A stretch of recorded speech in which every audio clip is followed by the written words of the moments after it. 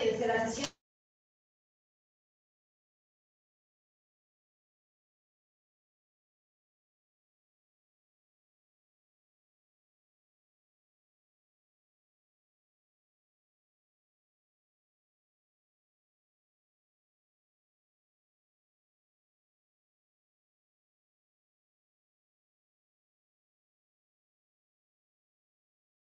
Hola,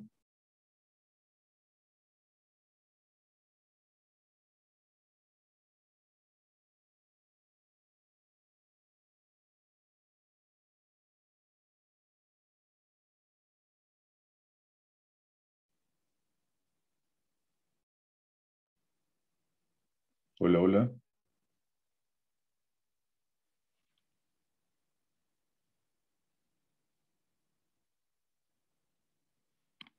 hola,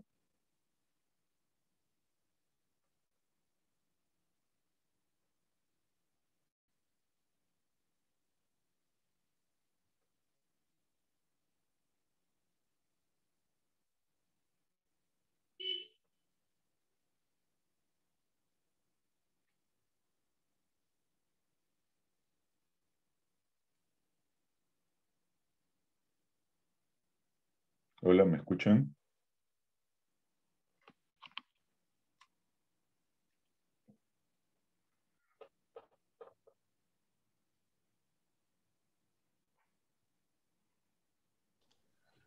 Sí, profesor, buenas noches. Sí se le escucha correctamente. ¿Qué tal? ¿Cómo está? Buenas noches.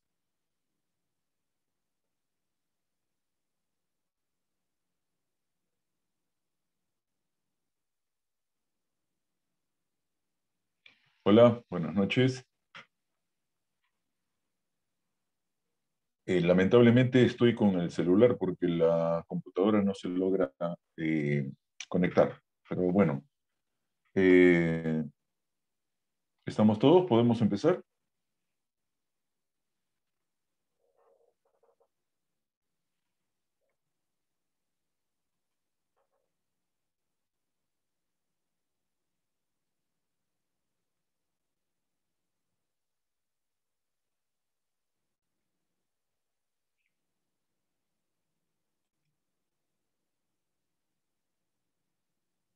Perfecto, buenas noches. Eh, en la sesión anterior habíamos visto el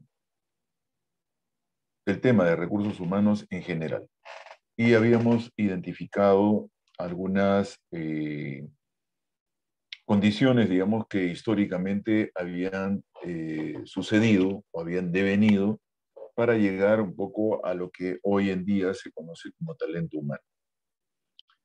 Habíamos clarificado hasta cierto punto en lo que vendría a ser el tema del desarrollo de recursos humanos al interior de las organizaciones laborales, principalmente las empresas privadas, y en el Perú el gran empleador en realidad termina siendo el Estado. Las instituciones públicas han desarrollado toda una estrategia y el Estado es muy grande y tiene una cantidad enorme de empleados públicos. Eh, Esto ocasionó que en los años 70 se generara lo que se llamaba el Instituto Nacional de Administración Pública y que luego desapareciera en los años 90 con el gobierno de aquel entonces y apareciera posteriormente, ya en este siglo, con lo que nosotros denominamos el SERVIR, o sea, la Autoridad Nacional del Servicio Civil, que es la que organiza en términos generales lo que vendrían a ser las oficinas de recursos humanos.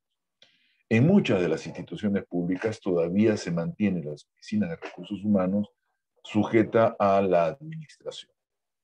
En muchas instituciones públicas podríamos identificar que hay oficinas de recursos humanos, o como quieran llamarlas, o sea, oficinas de personal, unidades de personal, oficinas de potencial humano, gerencias de talento humano. Es más, existen, digamos, todavía sujetas a la administración. Sin embargo, en algunos ministerios, imaginemos el de salud, en el propio ministerio existe una gerencia específicamente de desarrollo de recursos humanos, ¿sí? Sin embargo, en los hospitales, la oficina o la oficina o sección encargada de recursos humanos está sujeta a la administración del hospital. Entonces, podemos ver de que dependiendo de los niveles y del tipo de organización, eh, depende mucho también la forma y la idea que se tenga de el trabajo con personas y que este trabajo con personas sea bien llevado o no. No olvidemos que para generar una empresa, lo primero que nosotros hacemos es desarrollar una idea. ¿Qué es lo que puedo eh, vender? ¿Qué es lo que puedo ofertar? ¿Qué tipo de necesidad voy a cubrir cuando desarrolle esta actividad? Y entonces nos encontramos con una serie de ideas. A partir de esas ideas es que nosotros generamos, y bueno, ¿y esto cómo se va a producir? ¿Cómo vamos a brindar este producto? Ya sea un servicio o sea un bien. Imaginemos que queremos vender para la Navidad casas de muñecas y pensamos de que estas casas de muñecas las podemos hacer de madera. Perfecto. Entonces, muy bien. ¿Qué es lo que puedo hacer? ¿Cómo lo voy a hacer? ¿Cuál va a ser el proceso? ¿Cómo va a ser el proceso económico de transformación? ¿De acuerdo? Una vez que yo tengo ya más o menos ideada cómo voy a hacer las casas de muñecas, lo puedo hacer yo solo. Necesito de alguien que sepa cortar, armar, digamos, un poco el trabajo con la madera, si yo no lo sé. Entonces tengo que pensar en aquellas personas que son las que van a desarrollar el producto. Una vez que ya he pensado en la parte económica, la parte técnica, las ideas, el cómo lo voy a hacer, cómo lo voy a presentar, cómo voy a hacer, digamos, un poco todo este desarrollo, necesito de una administración.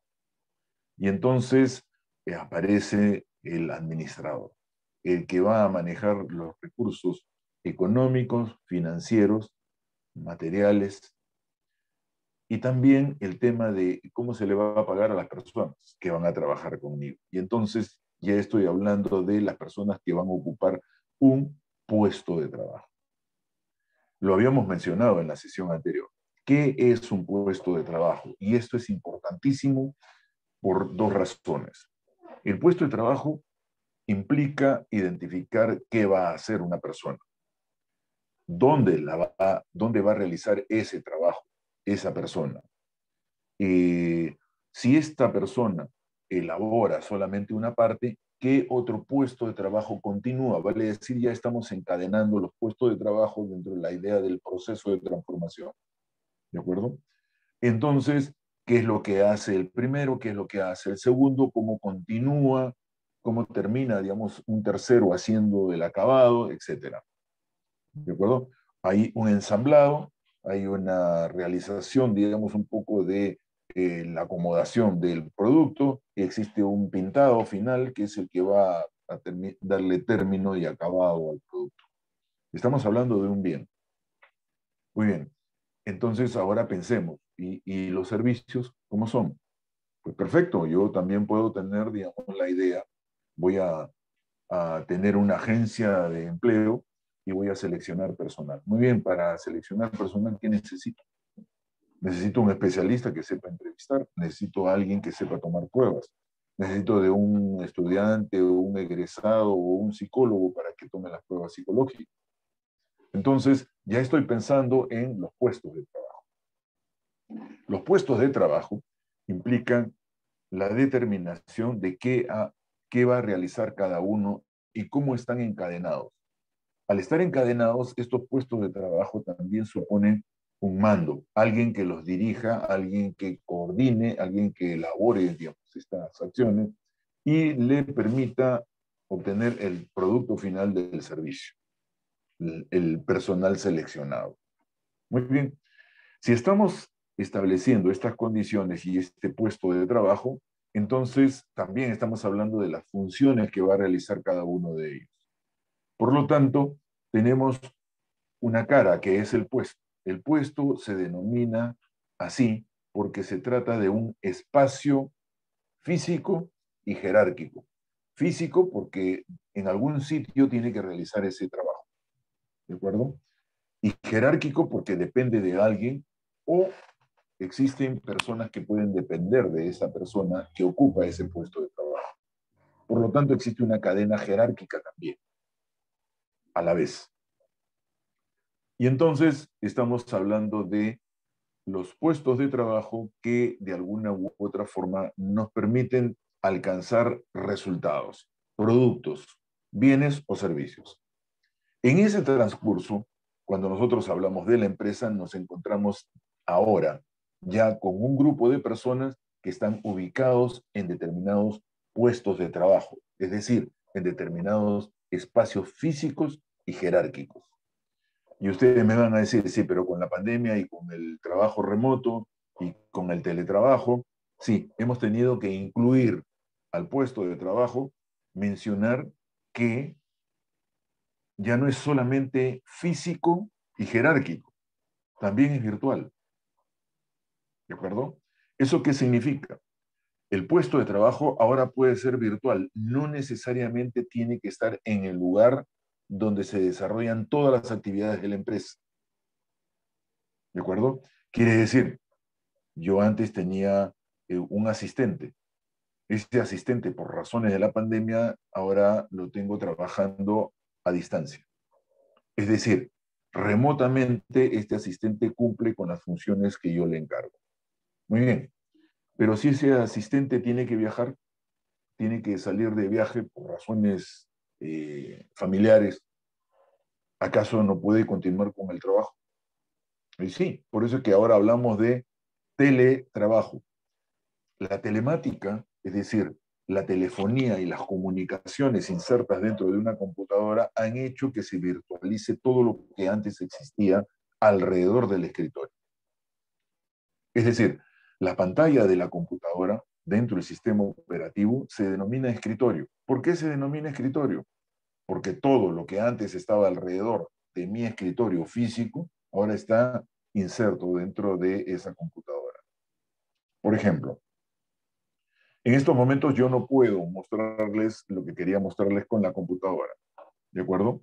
Si tuviera el documento en mi teléfono, que prácticamente es una computadora, puedo hacer la exposición de ello, ¿de acuerdo? Entonces, ¿qué es lo que estoy tratando de hacer en estos momentos? Justamente trasladarle al teléfono este archivo, de tal manera de que ustedes puedan apreciar lo que estoy diciendo.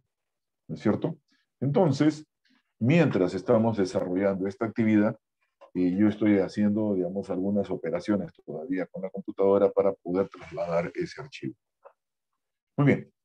¿Qué significa esto? Significa que en la virtualidad que se le ha dado a la computadora nos permite ahora tener, por ejemplo, yo tengo un calendario o tenía un calendario al costado del escritorio para llevar continuamente el manejo del almanaque, ¿no es cierto?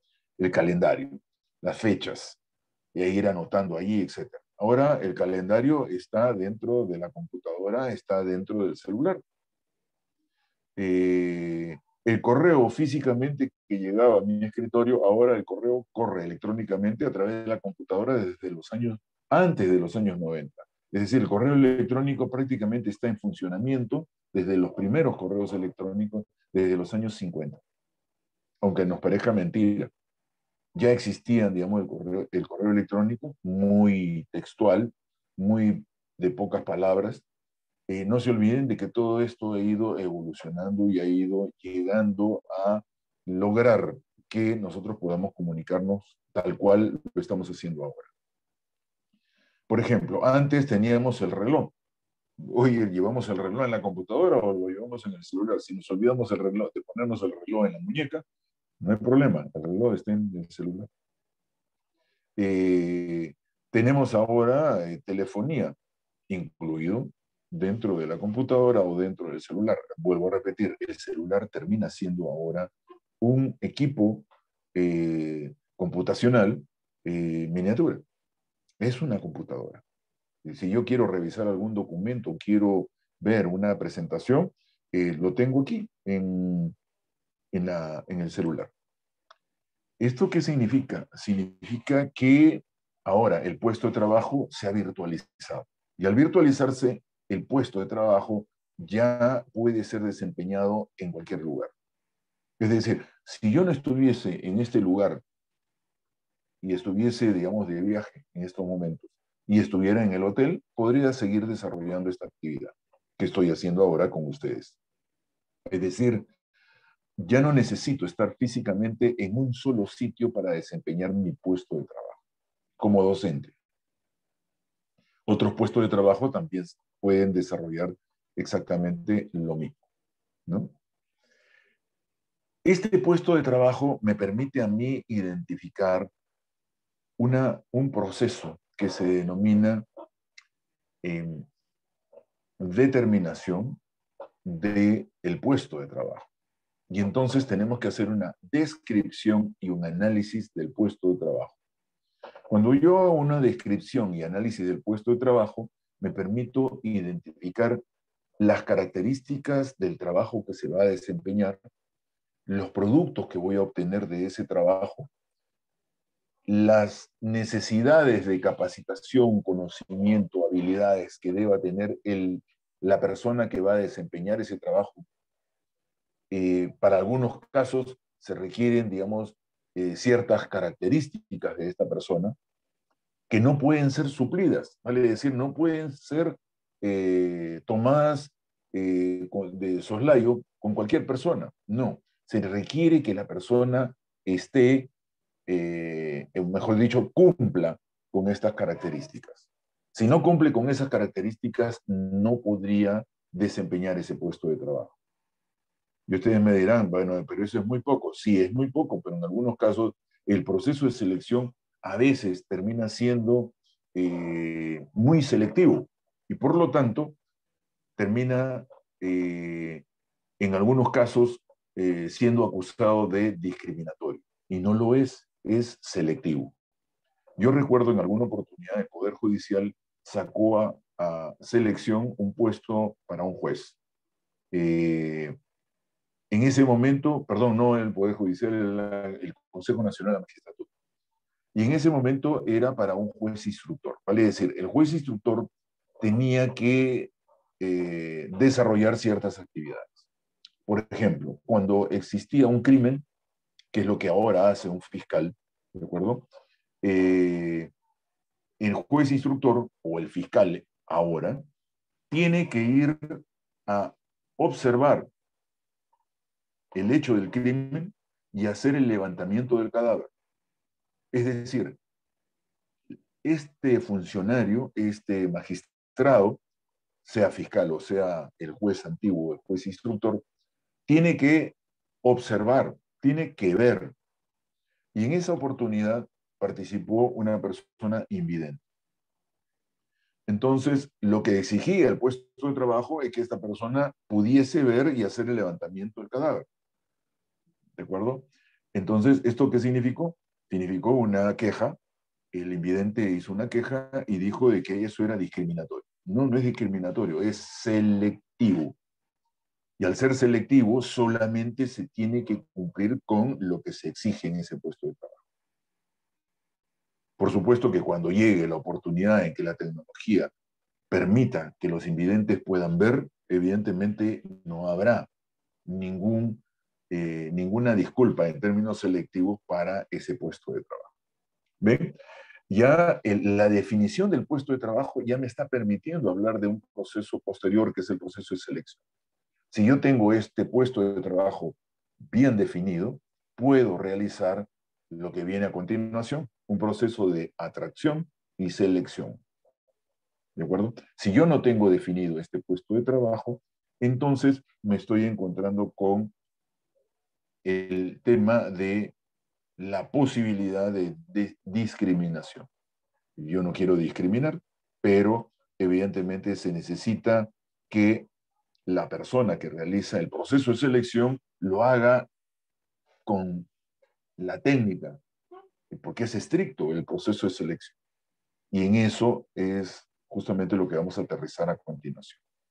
Pero antes de pasar al proceso de selección, quiero que se observe que paralelamente a la definición de lo que va a desarrollar una persona, también existe lo que se llama la valoración del puesto. La valoración del puesto implica que nosotros podamos eh, tomar en cuenta cuánto nos cuesta este puesto de trabajo y cuánto nos rinde. Un empresario evidentemente no quiere perder, no va a gastar más en un puesto de trabajo para lo que le va a producir. Tiene que invertir lo suficiente y tiene que generar un producto. Ese producto tiene un valor en términos de producto. O sea, el puesto, la mano de obra, el puesto de trabajo genera este nuevo valor. Vale decir, incrementa el valor en el producto. Y ahí hay una serie de teorías económicas, etc. No vamos a discutir eso porque no es nuestro tema. Nuestro tema específicamente es la determinación del valor de ese puesto de trabajo para asignarle lo que vendría a ser un sueldo o un salario. ¿De acuerdo? Esto nos está permitiendo a nosotros ya identificar si yo hago un proceso de selección, hago un proceso de atracción previo, debo decir más o menos cuál es el rango que se va a pagar por el desempeño de ese puesto.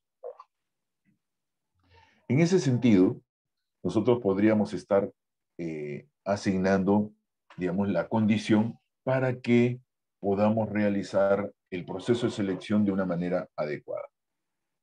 Entonces, tenemos al frente ya un proceso de selección que nos va a permitir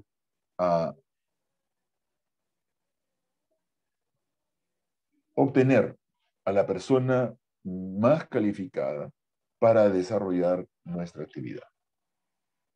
Entonces, tenemos aquí un tema ya establecido.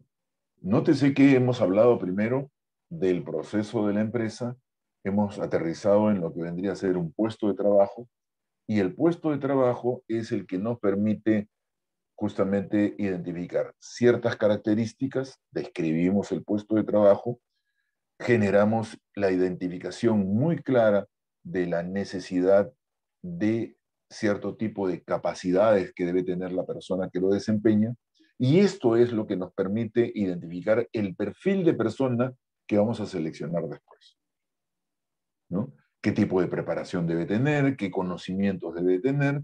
¿Qué experiencia, qué habilidades tiene que haber desarrollado? Y qué características de personalidad. Hay puestos de trabajo que finalmente exigen, digamos, ciertas características de personalidad. Imaginemos aquella persona que tiene que estar en el morro solar, en Chorrillos, en la parte alta donde están las antenas, y que tiene que vigilar que esas antenas estén conectadas permanentemente porque son las que brindan las señales de televisión, de telefonía celular, etcétera, ¿no?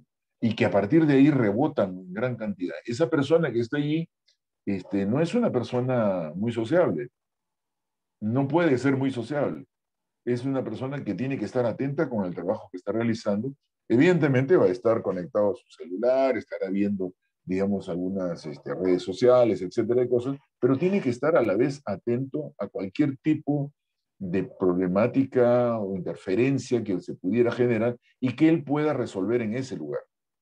Para ese puesto de trabajo necesito una persona que sea un poco introvertida. No voy a decir que necesito que sea introvertida. Necesito que sea un poco introvertida, que no sea muy sociable, es decir, que no tenga la necesidad de estar socializando.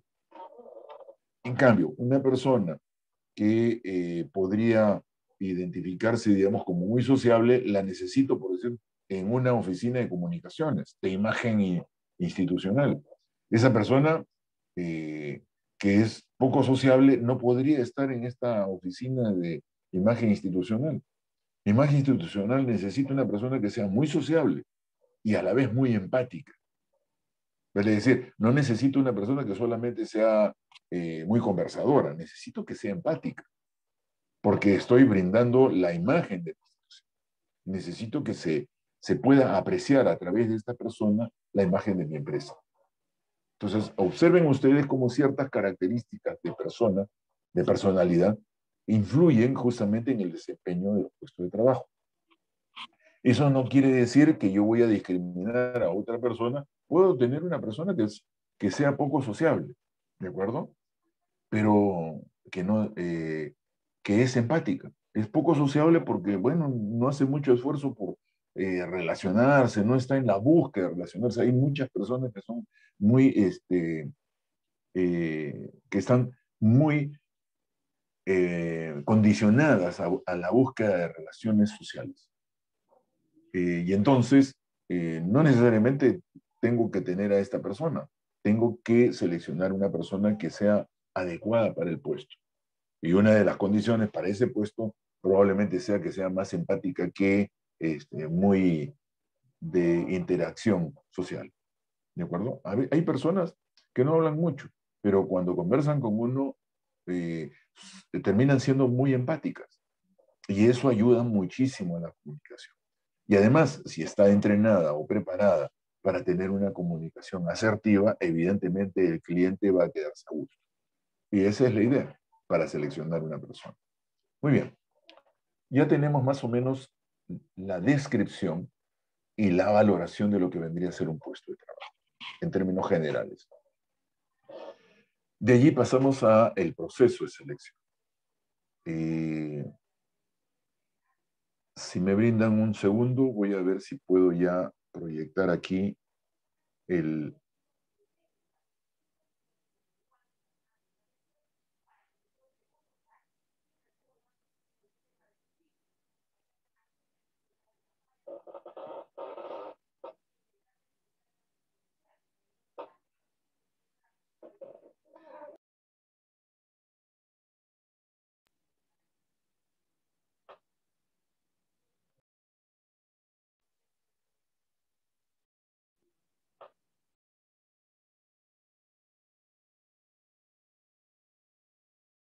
esfuerzo este.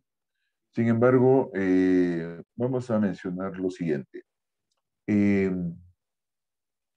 Dentro de esta posición, podemos ir observando lo siguiente. Dentro del proceso de selección, tenemos que identificar el puesto de trabajo. Tiene que haber una descripción y tiene que haber un perfil de la persona que va a ocupar ese puesto de trabajo. Con este perfil es que recién nosotros iniciamos el proceso. Y el proceso se inicia con una técnica denominada atracción, antiguamente identificada como reclutamiento.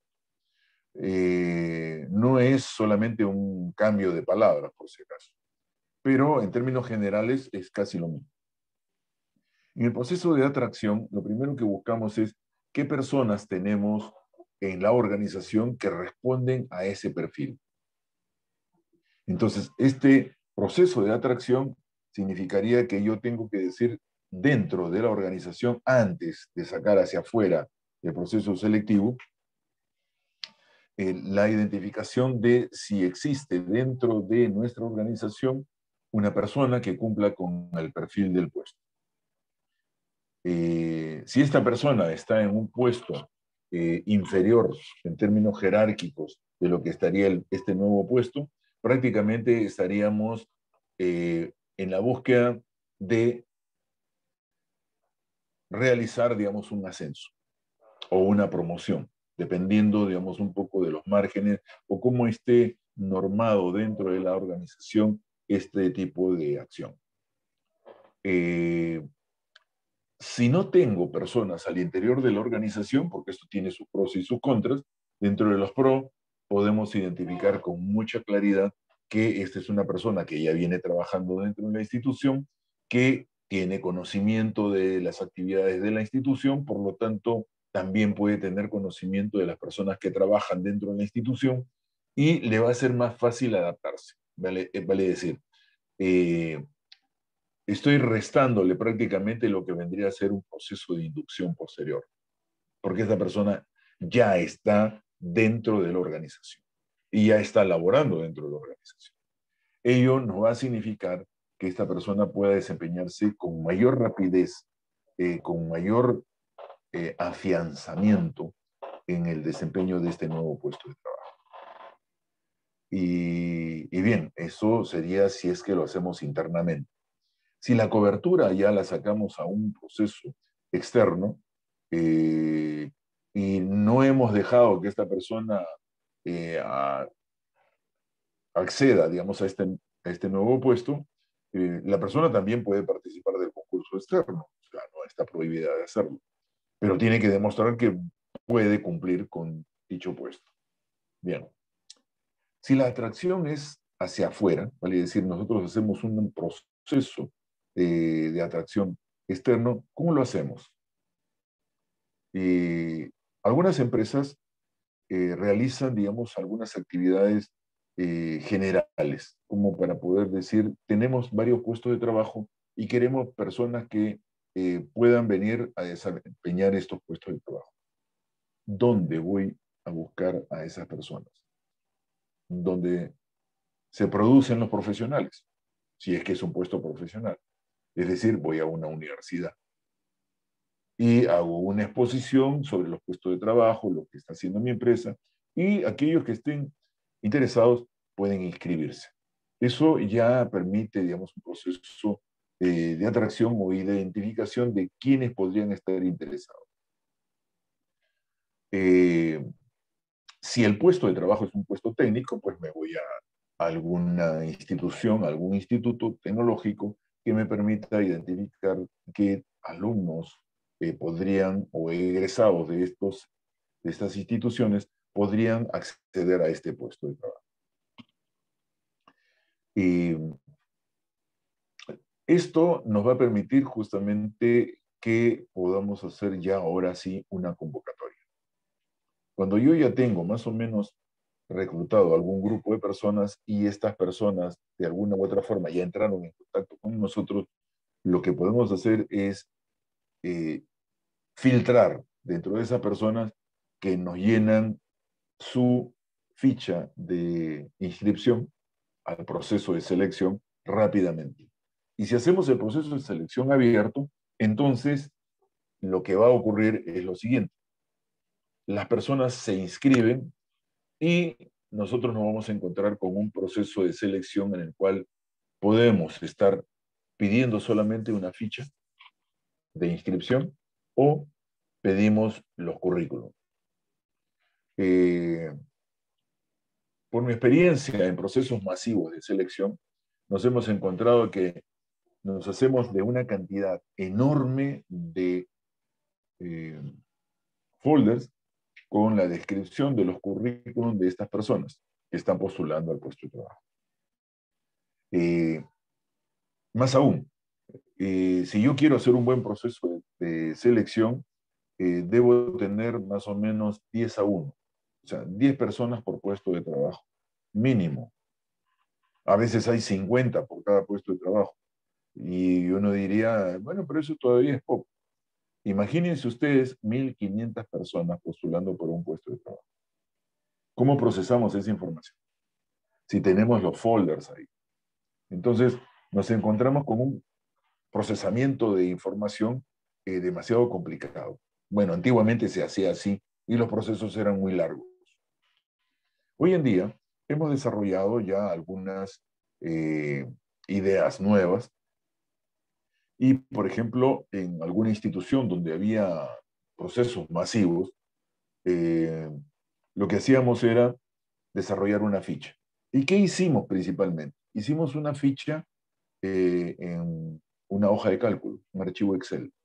Y lo pusimos como si fuera una ficha que se iba a escribir a mano. Entonces, digitalmente, lo primero que hicimos fue poner un archivo Excel, una hoja de cálculo, donde estaba todo diagramado de tal forma que la persona pasaba por los campos a llenar su nombre, su edad, el documento de identificación nacional, ¿no? Su DNI, y todos sus datos. Incluso la ficha decía que eso era una declaración jurada, vale decir que si la persona había mentido, en el momento que nosotros comprobábamos que era mentido, salía del proceso de selección. incluso parte de la ficha, eh, luego ya la automatizamos y pusimos allí un campo en el cual la persona daba clic y SUNAT le daba su DNI.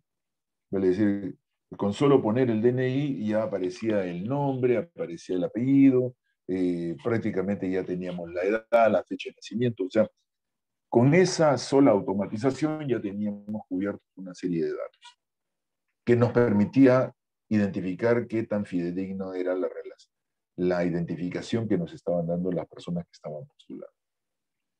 La primera vez que hicimos eso, trasladar la información que venía individual en un archivo Excel, trasladarlo a una base de datos dentro de Excel eh, de manera manual, se copiaba, ¿no? Porque el dato ya estaba en un segundo plano, en una hilera, entonces aparecían todos los datos en una misma fila y teníamos que integrarlos a una hoja que nos iba a servir como base de datos para poder filtrar la información. Entonces, nos demoramos en esa instancia, en ese momento, nos demoramos haciendo esta operación manual, nos demoramos semana y media. De acuerdo, estábamos hablando de 7 días más 3 días y medio. ¿Qué ocurrió? En ese tiempo procesamos toda esa información, la trasladamos a una base de datos y la construimos de tal manera que nos permitió identificar si la persona que postulaba tenía la formación que nosotros requeríamos, si estaba dentro de la edad sugerida en términos generales, o sea, no era para discriminar por edad, pero sí preferíamos aquellos que fueran más jóvenes que estaban dentro de esta línea, ¿no? En algunos casos teníamos personas con mucha experiencia, a pesar de tener más de la edad que nosotros requeríamos, y evidentemente queríamos que esa experiencia se quedara. Entonces, jugábamos con esos datos. Muy bien. Una vez que habíamos hecho este primer filtro, ya teníamos una cantidad de personas que reducíamos a esa cantidad para llevarlos a los exámenes. Entonces, al otro grupo le decíamos que ya había pasado un primer filtro y solamente pasaban aquellos que habían cumplido. En muchos casos se han presentado profesionales o sea, con profesiones que no tenían nada que ver con la exigencia del puesto, pero que tenían mucha experiencia en el puesto. Un ejemplo, cuando hicimos un proceso de estos masivos para el Jurado Nacional de Elecciones, nos encontramos que en San Martín no habían abogados.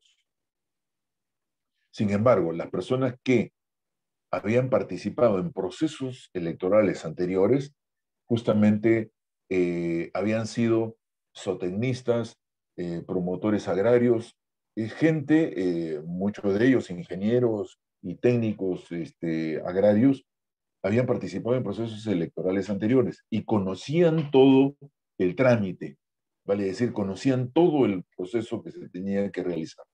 ¿Qué hicimos?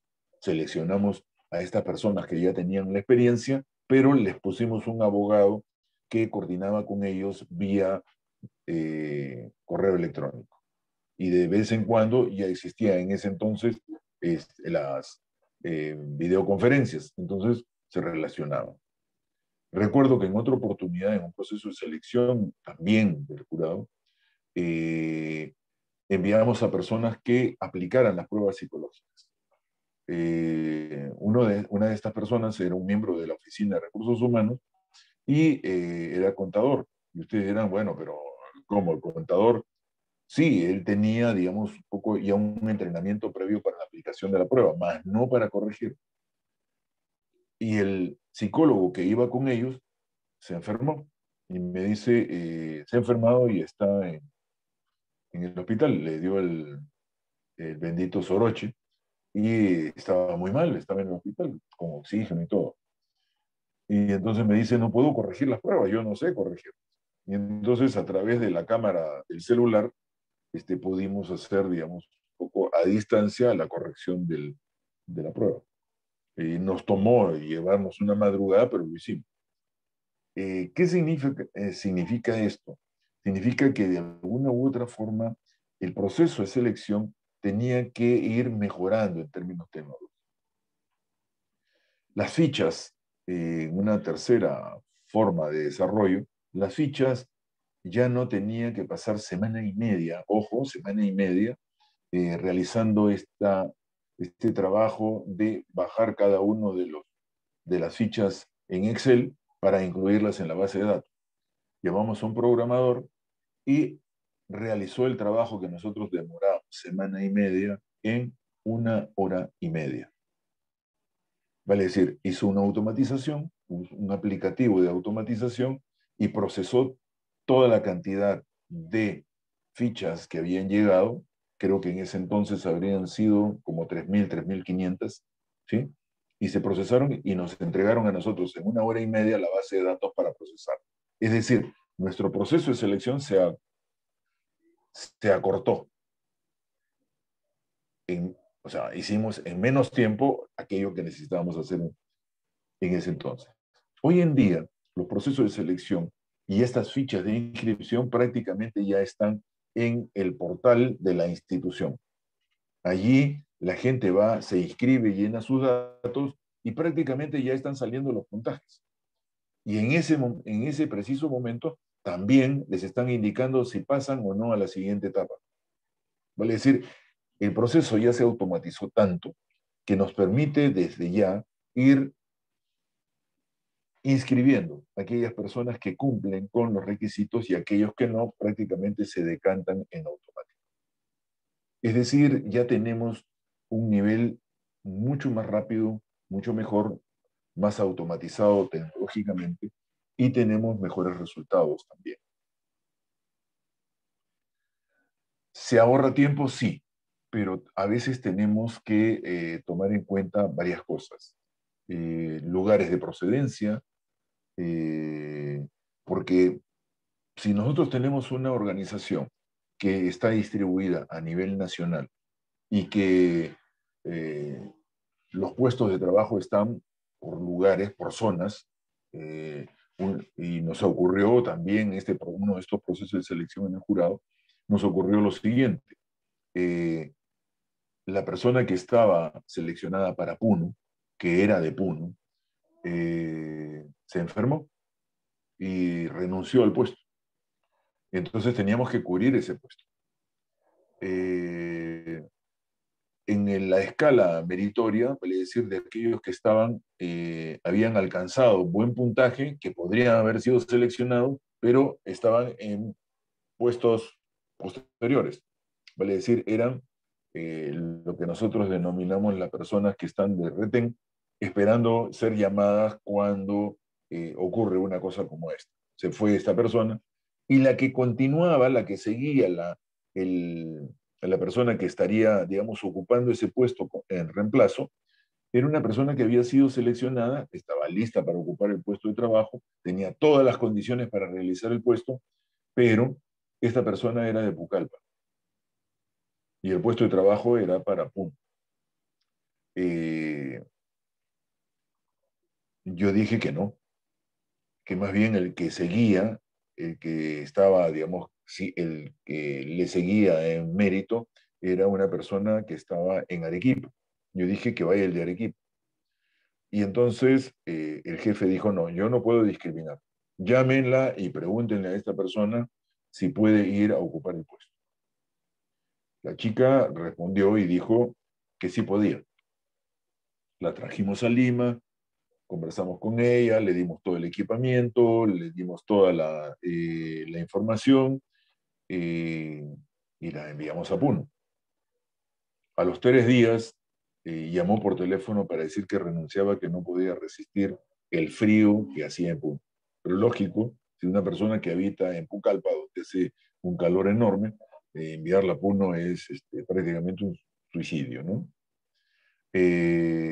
Bueno, luego se me dio la razón y enviamos a la persona que estaba en Arequipa, inmediatamente ocupó el puesto y realizó el trabajo que nosotros esperábamos, porque estaba más aclimatado.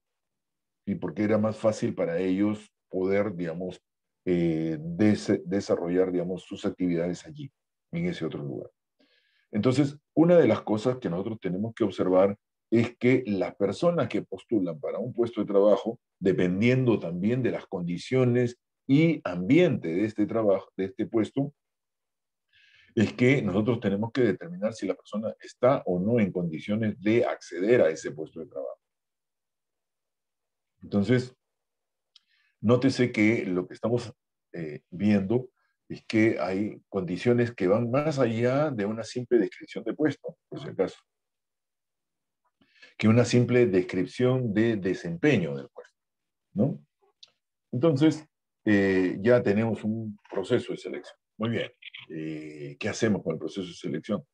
Bueno, con el proceso de selección, lo primero que tendríamos que identificar es, muy bien, ya tenemos a la persona, y si tenemos a la persona adecuada, eh, vamos a realizar, digamos, para finalizar una entrevista. Nótese que me he salteado, me he pasado de largo, digamos, un poco el tema de eh, las pruebas y la comprobación de datos. Esto es importante, no me puedo pasar de largo sin mencionar esto. La comprobación de datos es importantísimo. En el proceso que nosotros hacíamos era, llenaban la ficha, una declaración jurada. Hasta ahí todo ok. Pero en el momento en que llamábamos para el proceso de las pruebas, habían pruebas de conocimientos, habían pruebas de habilidad, dependiendo del puesto de trabajo. Recuerdo en alguna oportunidad pidieron mi asesoramiento, no que yo realizara el proceso de selección, sino pidieron mi asesoramiento sobre cómo hacer, esto era para un puesto de trabajo de una de estas entidades públicas también, en lo cual se quería seleccionar un chofer para el jefe de esta institución. Entonces, la autoridad máxima iba a seleccionarse primero un chofer para que manejara el carro de esta autoridad máxima. Entonces, muy bien.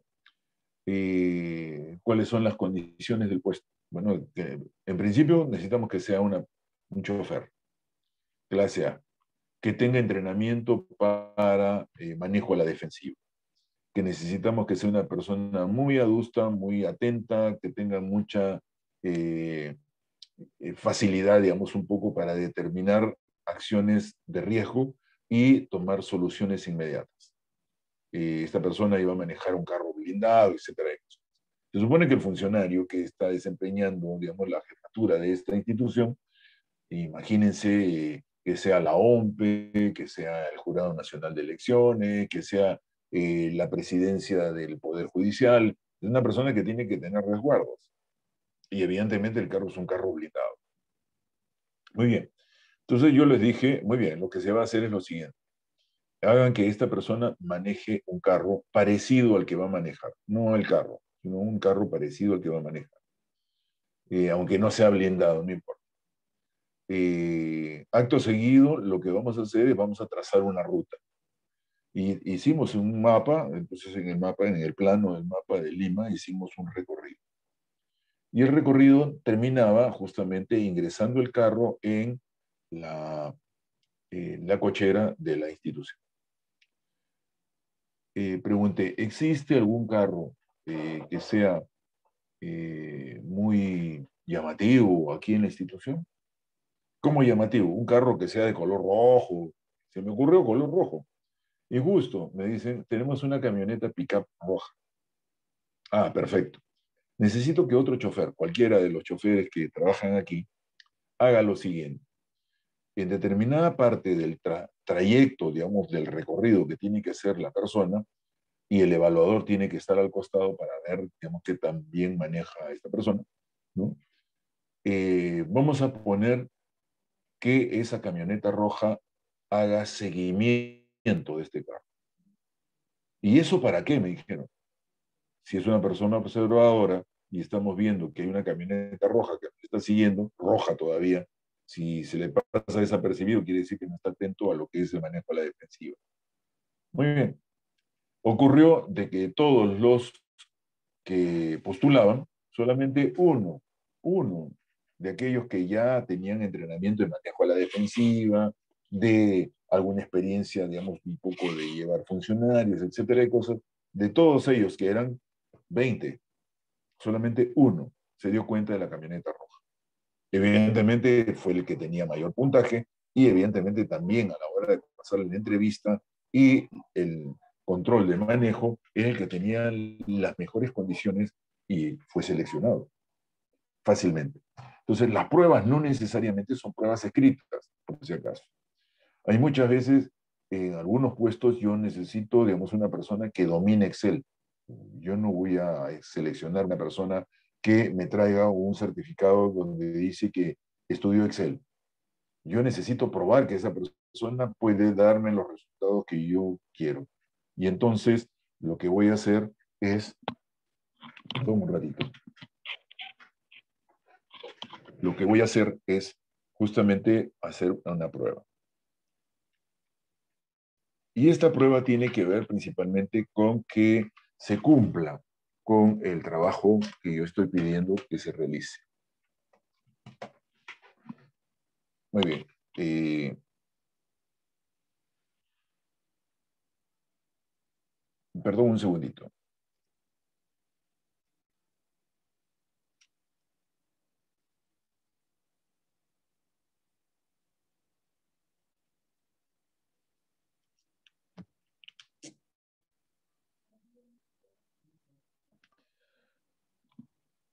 Muy bien.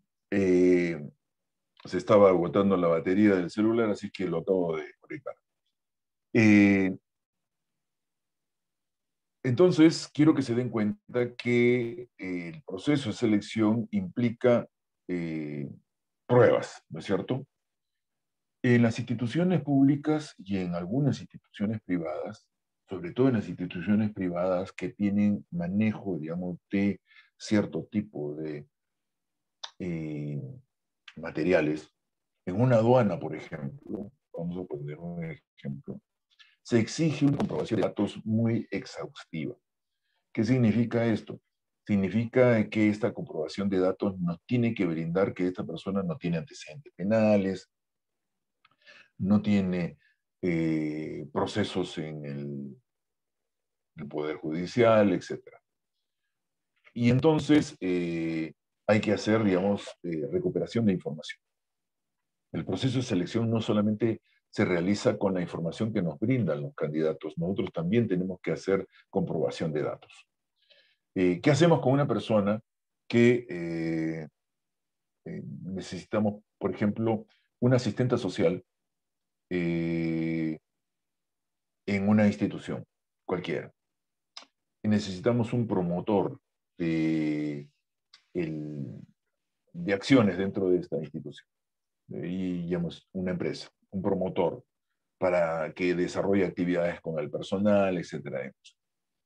Y imaginemos que tenemos un proyecto en el cual vamos a desarrollar actividades con niños, los hijos de los trabajadores. Entonces, la pregunta sería, ¿qué datos debería yo comprobar sobre esta persona? Que no tenga antecedentes penales, ok, que no los tenga.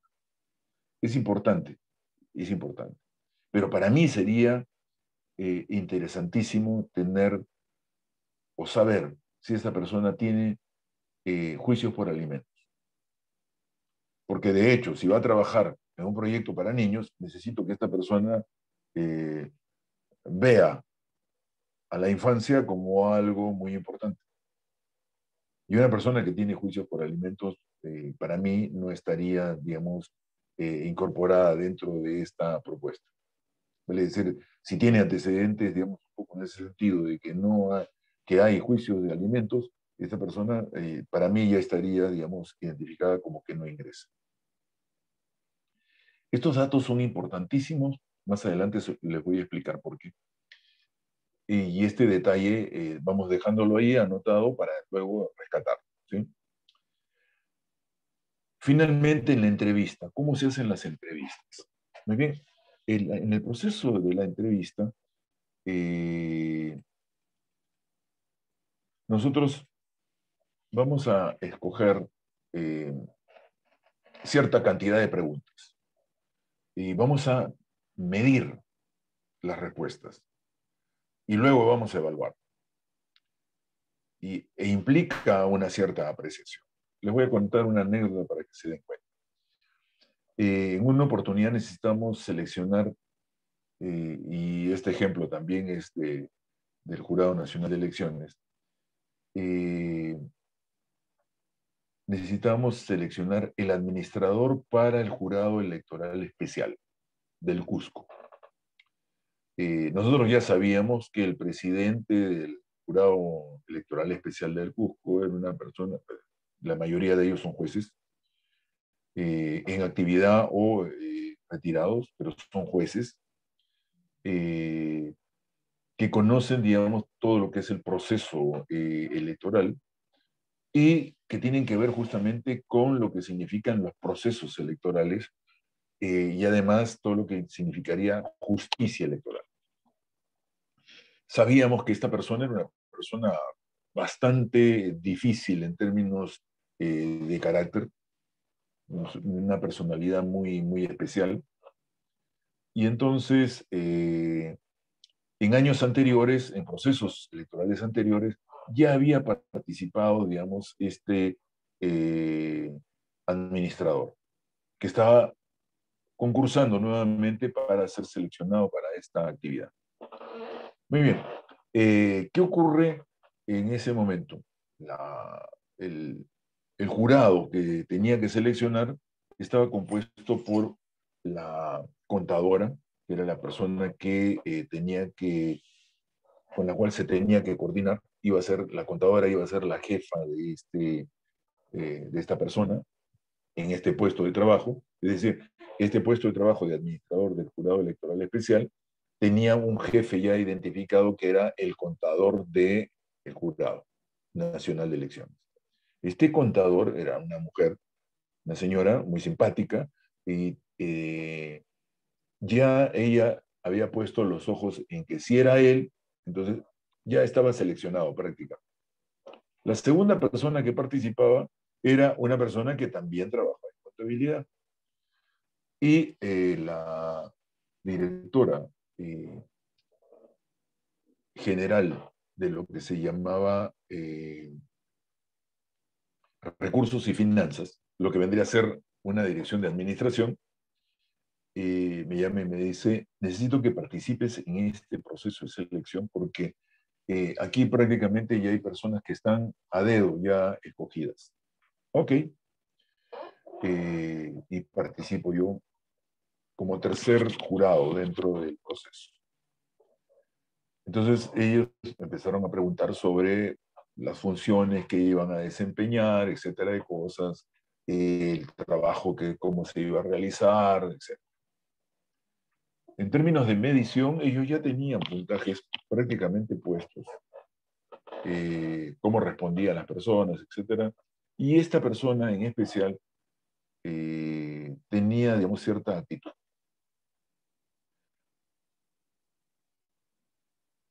Y entonces, en el momento en que me dice, puede realizar las preguntas. Entonces le digo a la persona, ojo con la pregunta y la respuesta. Le digo, imagínese usted que el presidente del Jurado Electoral Especial le dice a usted, después de haber estado en una noche de juergas con sus amigotes, le pasa una factura y le dice, pase esta factura. Y la factura es por consumo de bebidas alcohólicas, etcétera, ¿no? Y entonces me dijo abiertamente, yo le diría que eso no pasa. Muy, muy orgulloso del puesto, muy, digamos, muy lleno de poder, ¿no? Entonces, en ese momento, yo agarré y pegué un manazo sobre el escritorio y me puse de pie. Y le dije con voz fuerte, usted me pasa ese comprobante de pago. Yo aquí soy el presidente del Jurado Electoral Especial y usted hace lo que le acabo de decir. En ese mismo momento, esta persona se puso de pie y me dijo, levantándome la voz, eso no se puede hacer. Muy bien, muchas gracias, le digo, tome asiento. Las otras dos señoras se quedaron con la boca abierta y no pensaba que iba a reaccionar de esa manera. Como ya lo había hecho con este señor, todos los demás postulantes, hice yo la misma expresión. Golpeé eh, el escritorio, me puse de pie y levanté la voz y le dije exactamente lo mismo. Usted me pasa este comprobante de pago porque yo soy el presidente del jurado electoral especial de ALCO. La mayoría de las personas se quedaron mudas, no dijeron nada. Pero hubo una señora muy calladita, muy reservada, que en ese momento que yo hago la expresión, que golpeo y levanto, me dijo, disculpe, señor presidente del jurado electoral especial. Yo tengo un reglamento, una norma del control de los gastos del jurado electoral especial.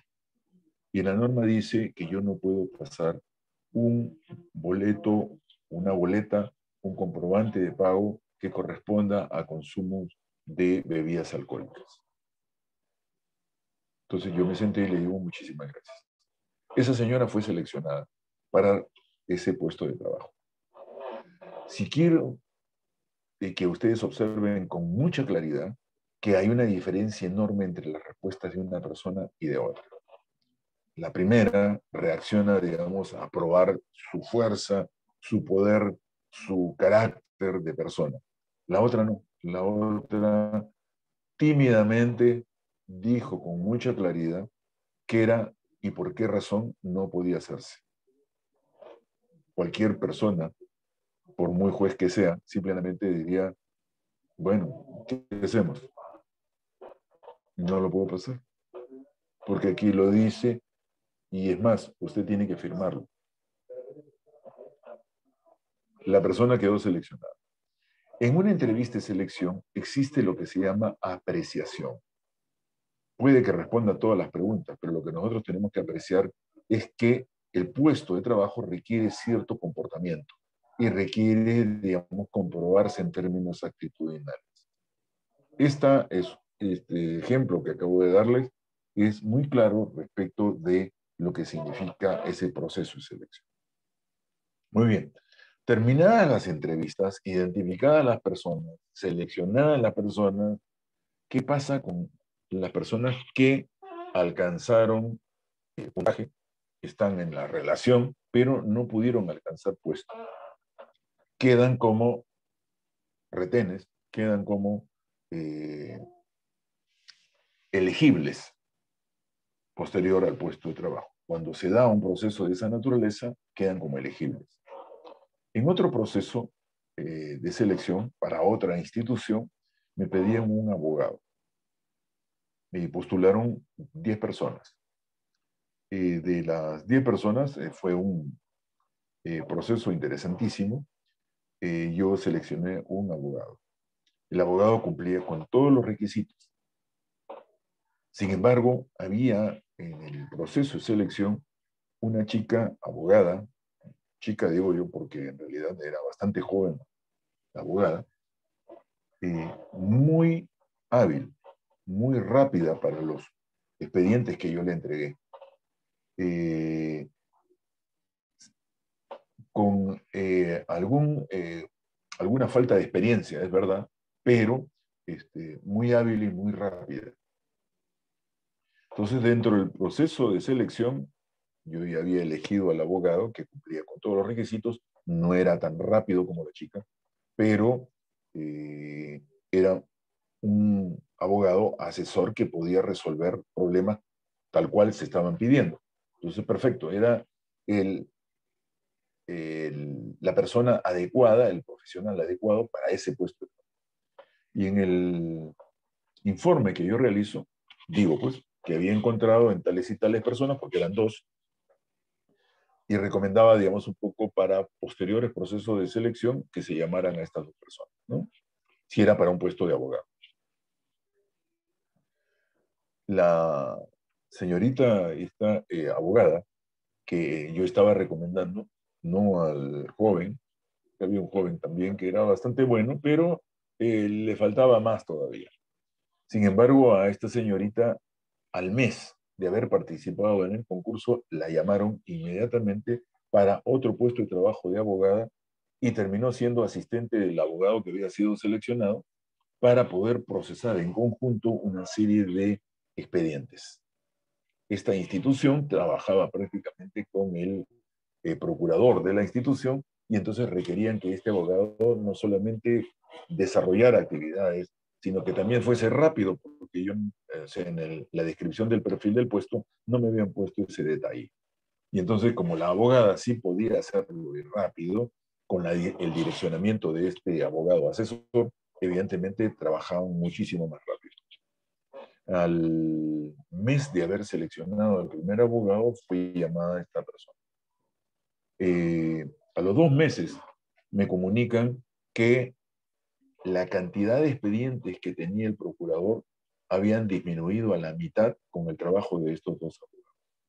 ¿Se imaginan ustedes? Para mí es una satisfacción enorme haber encontrado justamente la posibilidad de apoyar el desarrollo de esta actividad para la cual se exigía, ¿no? Para este puesto de trabajo se exigía características que no habían sido puestos inicialmente en la descripción del perfil de la persona que iba a ocupar ese puesto de trabajo.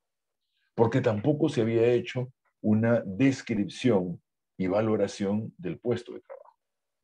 Entonces quiero que se den cuenta lo importante que es tener, digamos, técnicamente identificados estos procesos porque vienen concatenados.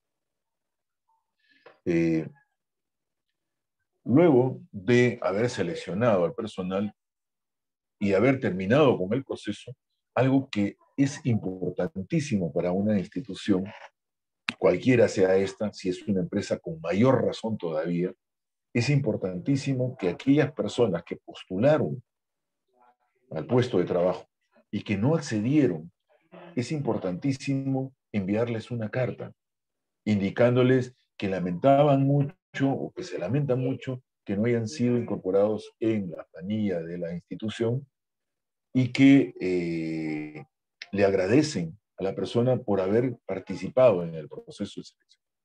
Esto es importantísimo para las personas que postulan un puesto de trabajo. Socialmente genera una mejor imagen de la institución, de la empresa, y permite justamente a aquella persona que participó, caramba, por lo menos reconocen que he sido uno de los participantes. Y eso no le baja la moral a quien postula para cualquier puesto de trabajo. Al contrario, lo anima a seguir postulando y lo anima a seguir probando en términos de empleabilidad en la búsqueda de otros puestos de trabajo. En algunas instituciones, muy pocas he visto, les brindan información respecto de cuáles han sido sus falencias. Y esto podría ser interesante porque ayudaría a la persona a prepararse más para poder postular en mejores condiciones en una próxima oportunidad. Este detalle es importantísimo porque se denomina cierre del proceso. Un cierre del proceso significa cerrar a las buenas, no a las malas. Normalmente se cierra a las malas. Muy pocas empresas, muy pocas organizaciones realizan lo que les acabo de decir. Y esto tiene que ver justamente con el desarrollo de que las personas no observen solamente a mi organización que está haciendo el proceso de selección como muy buena en términos de imagen institucional. También tenemos que observarlo por el lado del participante en el proceso, el candidato al puesto de trabajo que estamos procesando. Entonces, en los procesos en los que yo he participado, hemos hecho eso y nos ha permitido tener, incluso en muchos casos, los currículums de estas personas y que en otros procesos en los cuales nos han llamado para desarrollar y observamos que esta persona puede ser indicada, inmediatamente le pasamos la voz para que se inscriba y probablemente también pueda acceder a este puesto. Si es así, como ya conocemos un poco todas las bondades de lo que vendría a ser su perfil de puesto, de perfil profesional o perfil personal, podríamos incluir que esta persona pueda acceder a un puesto de trabajo. Y eso es importante. Luego de que la persona ya fueron seleccionadas, ¿no? Las personas han sido seleccionadas para los diferentes puestos de trabajo y en las diferentes posiciones dentro de la organización, ocurre que empieza a pasar, digamos, ocurre la necesidad de que si es una persona nueva dentro de la institución, requiere ser inducida a la institución. Vale decir, hay que presentarle la organización. Si tenemos desarrollado un proceso de inducción, deberíamos tener, digamos, un CD con la información de la institución, si hay historia en la institución con mayor razón, quiénes han sido los iniciadores de la empresa, cuál es la filosofía de la empresa, cómo es la organización actual, cuáles son las diferentes áreas que él o la persona debiera conocer, eh, y cómo está organizada el área para la cual va a trabajar. ¿Quién es su jefe inmediato? Allí en el proceso mismo de inducción se lo presentamos y evidentemente el jefe inmediato debe hacer su proceso ya interno con el equipo de trabajo. Pero para esto ya hemos tenido que darle la cobertura total de lo que es la empresa, para que se ha diseñado y organizado esta empresa, qué productos brinda al mercado. Evidentemente, si la persona lo conocía desde antes visitando la página web, con mayor razón todavía, tenemos que recalcar cuál es la finalidad eh, de la responsabilidad social empresarial y hacia dónde vamos como empresa. Estos detalles son importantes porque después de haber realizado ello y ante un proceso, digamos, de desempeño que ya empieza a realizar esta persona, nos encontramos con algunos detalles. ¿Qué pasa con esta persona? De repente sabíamos que tenía alguna experiencia, pero la experiencia que tiene no es exactamente igual que el desarrollo del trabajo que se hace aquí. Ah, caramba, entonces tenemos aquí, digamos, algunas cosas diferentes. Y si son diferentes, entonces esta persona requiere saberlas. Eh, lo que vamos a desarrollar es muy complicado, se le puede explicar en el propio puesto de trabajo o requiere de mayor explicación, mayor detalle. Si es así, entonces ya tenemos una necesidad de capacitación. Si se va a desarrollar esta necesidad de capacitación, va a ser cubierta, ¿cuál es la determinación formativa? Lo vamos a hacer a través de un curso, lo vamos a hacer a través de un instructor que esté al lado de él a la hora que se desarrolle o se desempeñe en el trabajo. Eso ya depende de un diseño de capacitación. Y en el diseño de capacitación, nosotros lo primero que hacemos es determinar los objetivos que va a cumplir esa capacitación. Recuerdo que cuando se me convocó para una consultoría sobre desarrollar un programa de capacitación para lo que venía a ser y que hasta ahora existe el Registro Nacional de Detenidos del Ministerio Público, la Fiscalía de la Nación, ocurre de que aquí en este registro participaban miembros de la policía, participaban miembros de la fiscalía y participaban eh, miembros del comando conjunto.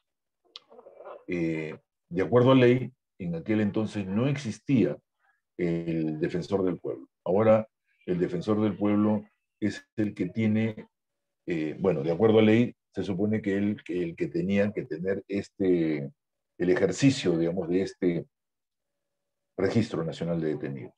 Cuando apareció ya el defensor del pueblo, lo primero que hizo fue, el registro está muy bien a cargo de la Fiscalía de la Nación. Nosotros pediremos información. O sea, ellos no asumieron el registro, se lo dejaron a la Fiscalía de la Nación, vale decir, al Ministerio Público. Esta convocatoria fue hecha, digamos, por el ILANUD, el Instituto latinoamericano para la prevención del delito y recuperación del infractor, ¿no? Y la Agencia Interamericana, digamos, de Desarrollo, el AID, la Embajada de Estados Unidos, patrocinaban, digamos, un poco la consultoría. Y a mí me tocaba desarrollar justamente el programa de capacitación. Y con el programa de capacitación desarrollar los manuales que se iban a utilizar. Entonces, hicimos los manuales y desarrollamos el programa. El programa duró, o sea, la consultoría duró 6 meses, el programa de capacitación, la ejecución, duró 3 meses. Capacitamos personal técnico de la policía y personal oficiales de la policía que estaban relacionados con el registro. Capacitamos personal técnico de la fiscalía y capacitamos fiscales. E hicimos trabajo, digamos, con ellos dentro del programa de capacitación sobre manejo de radio, señalización, digamos, un poco sobre una serie de detalles del manejo de la información, del registro y de la información que debería recibir la Fiscalía. Cómo la base de datos era alimentada por la policía y cómo la Fiscalía tenía esta base de datos a su cargo y cómo se actualizaba a diario este registro. Existía en fronteras donde no está la policía, sino está el ejército, vale decir, los guardias fronteras, el ejército podría hacer captura de alguna persona, pero tenía que ponerlo a disposición de la policía. Y por radio se comunicaban y avisaban a los puestos de policía donde estaba la persona que acababan de detener. Entonces, y en cuánto tiempo estarían en la estación policial para ponerlo a su cargo. En la estación policial, el personal policial inscribía a esta persona y pasaba. La capacitación implica identificar necesidades, determinar la acción formativa, diseñar la capacitación, ejecutar la misma y finalmente evaluar. Una vez que nosotros desarrollamos el proceso, terminó mi contrato, evidentemente desarrollamos ya toda la actividad, ya habíamos hecho, digamos, incluso el pase de algunos cuestionarios de evaluación, cómo habían visto ellos el proceso, cómo encontraban la capacitación, etcétera. Pero a los 2 meses de haber cumplido con mi trabajo, se me convocó nuevamente para realizar una actividad de capacitación posterior. Yo no me había dado cuenta, pero en el contrato decía con letras muy pequeñitas que yo tenía que realizar ese proceso de evaluación después de haber realizado la acción de capacitación. Entonces, muy bien, lo desarrollé y me vino bien porque pude demostrar que la capacitación había cumplido con los objetivos que nos habíamos planteado inicialmente. Es decir, lo que ocurrió fue que hicimos una encuesta. En ese entonces tuvimos que pasarla en papel y una muestra del personal de la policía, tanto oficiales como técnicos, y una muestra del personal de la fiscalía, tanto técnicos como fiscales, nos dieron, digamos, un poco su apreciación y las bondades de lo que ellos habían logrado después de la capacitación. Esto es importante en un proceso de capacitación. Este mismo modelo que les estoy mencionando para aquella oportunidad, lo he aplicado en otras instituciones, empresas privadas incluso, y en empresas públicas, y lo cual nos ha permitido justamente alcanzar mejores resultados. Muy bien. Voy a mencionarles, digamos, 3 preguntas que ustedes tienen que desarrollar en los próximos 5 minutos que yo voy a tratar de conectar la exposición visual y ustedes deben contestar estas 3 preguntas en esos 5 minutos. La primera pregunta tiene que ver justamente con el detalle. Número 1, ¿qué es para ustedes? Contesten, ¿no? Ustedes, ¿qué es para ustedes la selección de personal? Definan selección de personal. 2, ¿qué es atracción o reclutamiento de personal? ¿Y en qué se diferencia? Tercera pregunta, ¿en qué se diferencian estos dos? Muy bien, empezamos.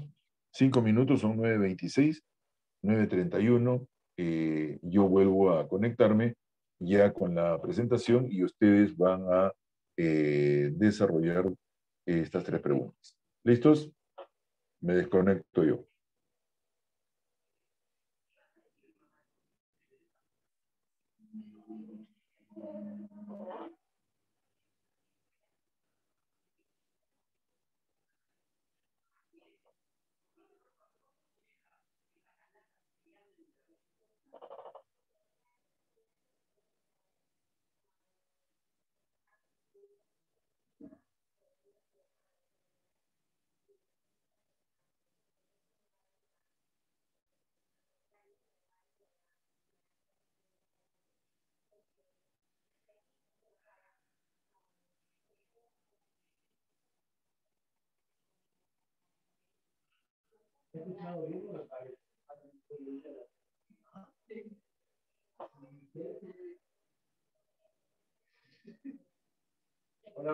Hola, hijo.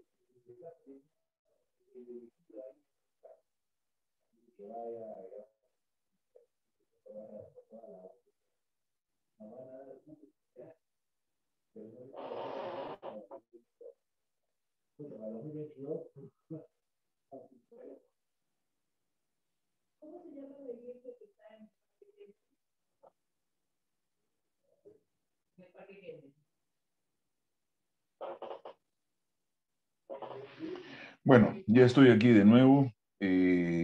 Lamentablemente no puedo hacer la presentación como hubiese querido. Sin embargo, el material de todas maneras le va a llegar a ustedes, ¿no?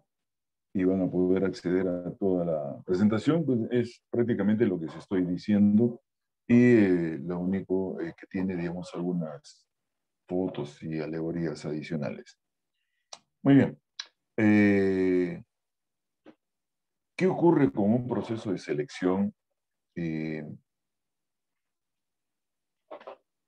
y con la atracción, digamos, un poco del personal antes de dicho proceso de selección? ¿Y cuál es la diferencia entre estos? Eh, Quiere decir que en la atracción no hago una suerte de selección y ustedes podrían responderme, sí, pues son diferentes, pero uno es antes que el otro.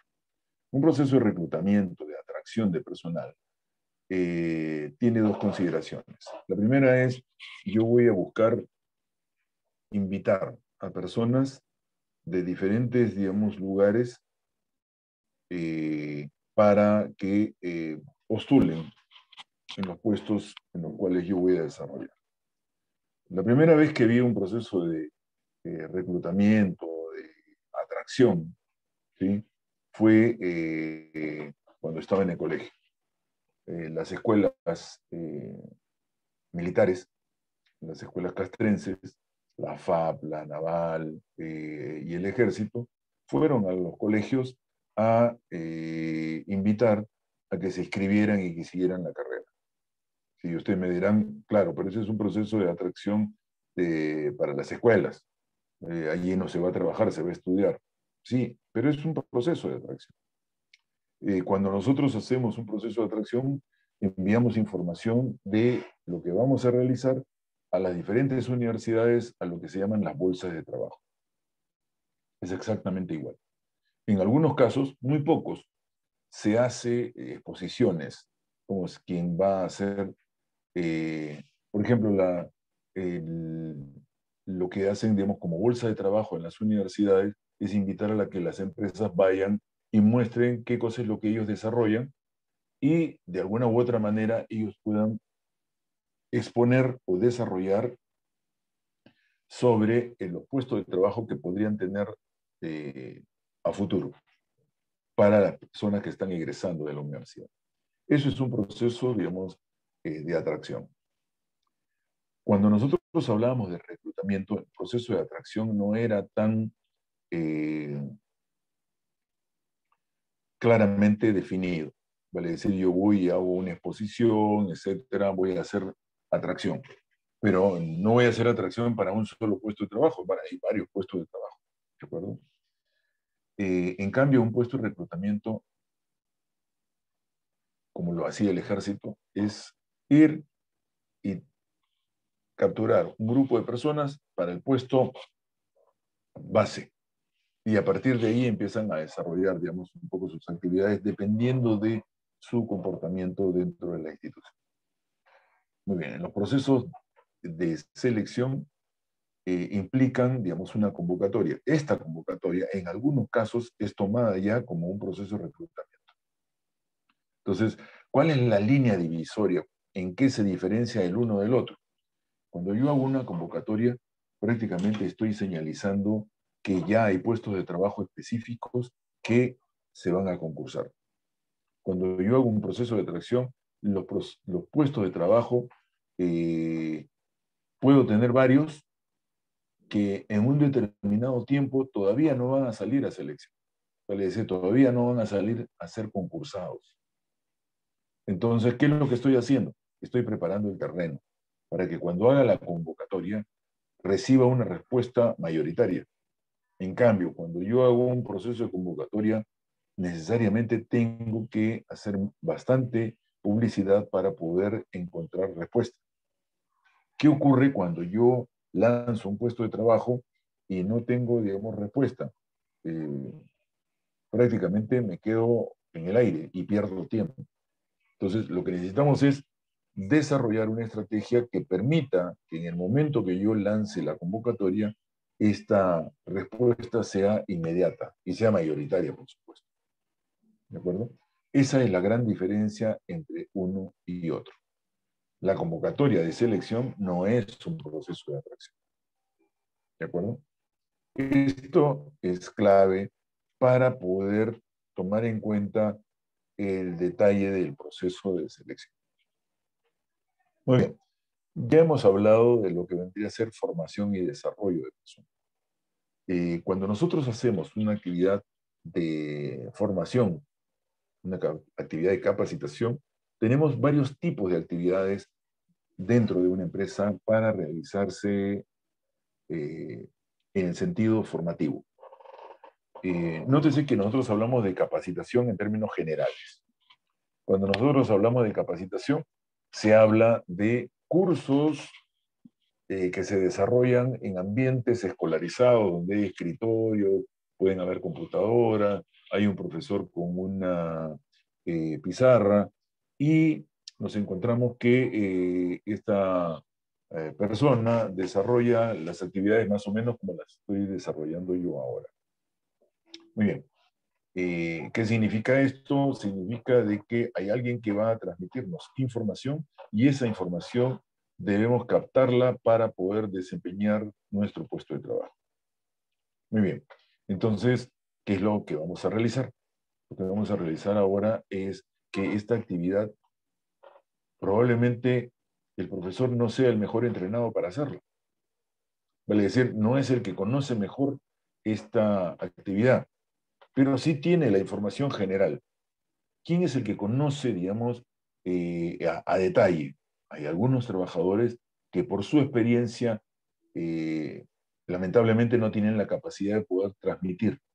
ese conocimiento. Entonces, ¿qué hacemos? Ya no hacemos un curso, hacemos lo que denominamos talleres. Entonces, en esos talleres realizamos una serie de ejercicios y la persona que tiene más experiencia dirige un grupo de personas. Imaginemos un obrero, que es el obrero estrella. Él es el que dirige al grupo y tiene que desarrollar una serie de actividades preparatorias para poder observar o para que se observe lo que se vendría a ser el desempeño de este obrero. El resto lo que tiene que hacer es imitarlo. Y al imitarlo va a desarrollar justamente esas habilidades que este trabajador tiene. Hemos hecho otro tipo de actividades igual. Y ya, wow, tengo un temporizador.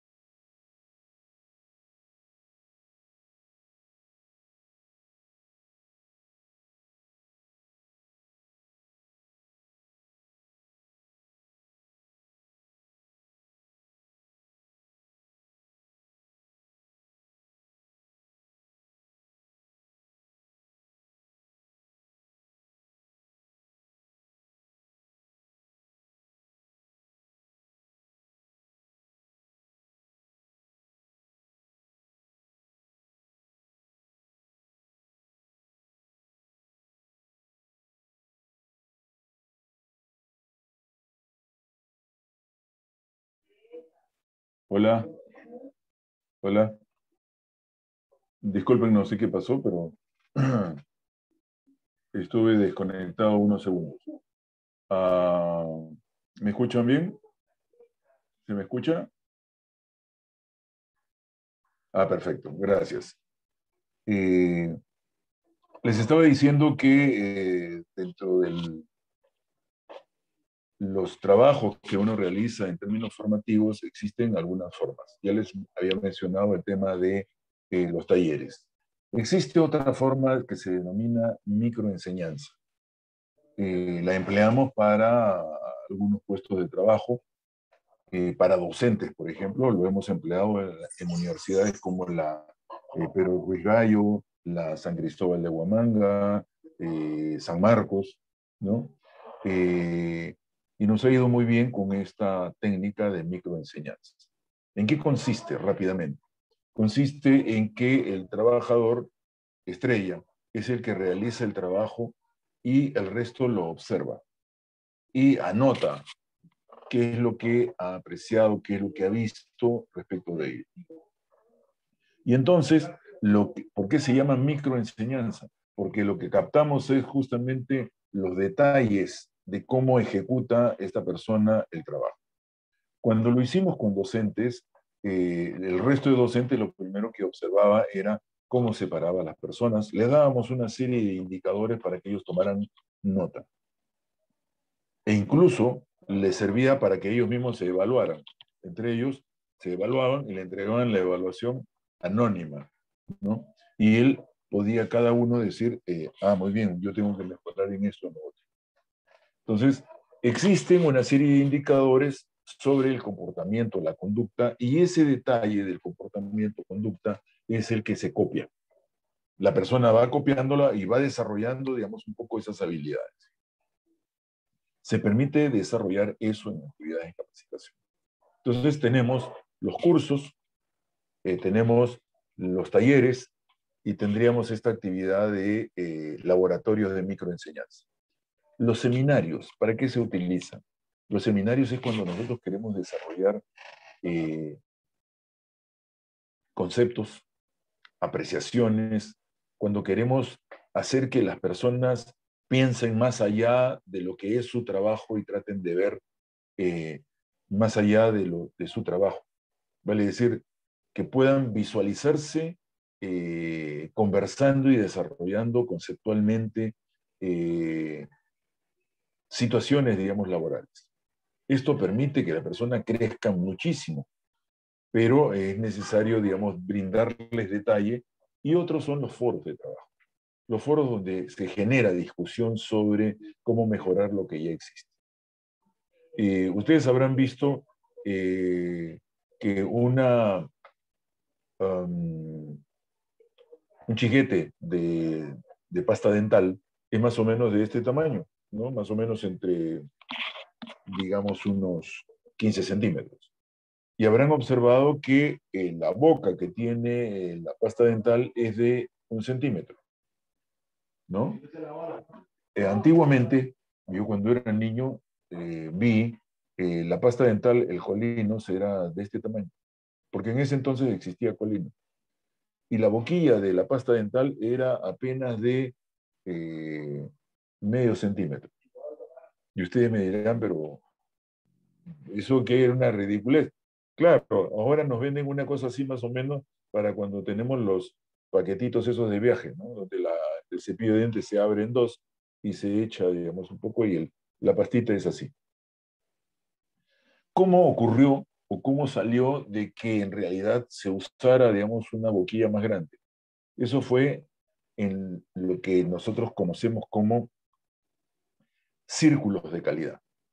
Los círculos de calidad eran estos foros de discusión donde se junta la gente y empiezan a hablar sobre el producto, cómo podemos mejorar, cómo podemos hablar, que por aquí por allá, etc.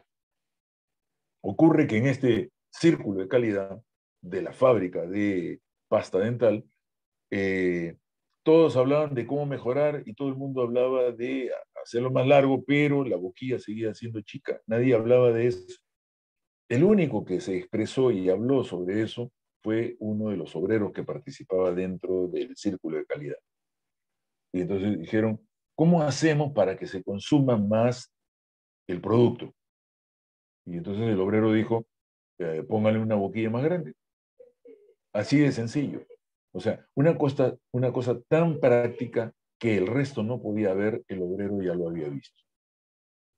Entonces, esta acción de capacitación, de desarrollo de personal, está relacionada justamente con la idea de integrar a las personas en círculos de discusión, los famosos y denominados círculos de calidad. Hay mejora, definitivamente, pero también hay desarrollo de personal porque el resto de personas empiezan a apreciar que también tiene un conocimiento y también tiene un aporte para el desarrollo de la propia empresa. Entonces, ya tenemos allí 5. Estamos hablando de los cursos, los seminarios, los talleres, los laboratorios de microenseñanza y los famosos foros de discusión o círculos de calidad, ¿no? Muy bien, nos toca hablar ahora, sí, sobre lo que vendría a ser competencias. Hasta ahora hemos hablado o hemos dicho mucho sobre el proceso de selección, etcétera, y uno dice, si hay gestión por competencias, todo eso varía. No, no varía. Los procesos de selección se generan, pero se hace un proceso de selección por competencias. Vale decir, lo que exigimos es que el perfil del puesto esté diseñado por competencias. Las pruebas están dirigidas a obtener calificación de competencias. Las pruebas psicológicas aplicadas también son identificadas o desarrolladas por competencias. Entonces, el aporte que se nos brinda es justamente para seleccionar por competencias. Y la entrevista también es una entrevista por competencias. Allí ya no se le pregunta solo sobre su experiencia, sino la identificación de la competencia en función de el tipo de preguntas que se le hace. O perdón, el tipo de preguntas que se le hace en función de la competencia que se busca, para ser más claro. Imaginemos, estamos tratando de identificar capacidad resolutiva para un gerente. Y entonces lo primero que le podríamos preguntar, existen cuestionarios ya establecidos y hay modelos de cuestionarios establecidos, y le preguntamos a esta persona, digamos, capacidad de decisión. Entonces nosotros ponemos, preguntarle, usted en su puesto anterior tuvo oportunidad de encontrar alguna dificultad en el desarrollo de su actividad. Imaginamos que sí. Entonces usted tiene que decirnos cómo superó esa situación y qué enseñanza le dejó para no volver a cometer el mismo error.